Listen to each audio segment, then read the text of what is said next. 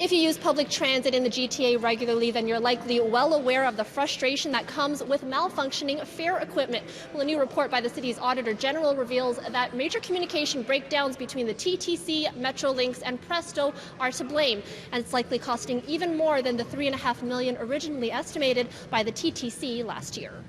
One of the major issues cited in the 110-page report, frozen Presto machine screens.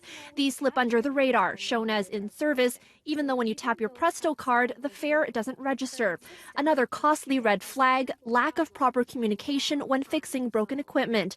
A video released along with the report illustrates how a simple issue with a vending machine on a new streetcar took a staggering 7 days to resolve, when all that needed to be done was empty the coin box. Because of the communication stream between the TTC, Metrolinx, and its vendors, the issue went through an unnecessary cycle before finally being resolved. She makes a point of saying we have to work more closely together, exchange more information, and so on, and she's right. And I will say a lot of that has happened, and if you look at the trend lines on the reliability of the system and therefore the kind of losses we experience or the kind of number of days on which the machines aren't working, they're getting better, but they're not where they need to be. That specific issue that the Auditor General made an example of, were you aware of that before she took a look at it? I think we were aware that there were definitely cash collection issues, but I think the auditor actually helped us in looking at really what are the root causes and where can we find efficiencies, not just on behalf of the customer, but also on behalf of our public spending. The report stops short of putting a dollar amount on how much revenue the TTC has lost because of inefficiencies in communication and technical malfunctions, but it does put forward 34 recommendations for the TTC to adopt.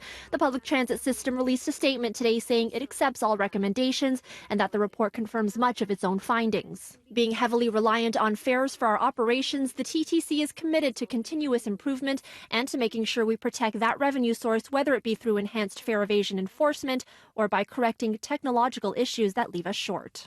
This report is the second phase of the city auditor's review of TTC revenue operations. The first phase looked at fare evasion, which it found cost the public transit provider $61 million last year. This new report will be discussed at the TTC board meeting this Thursday. In Toronto, Erica Natividad, City News.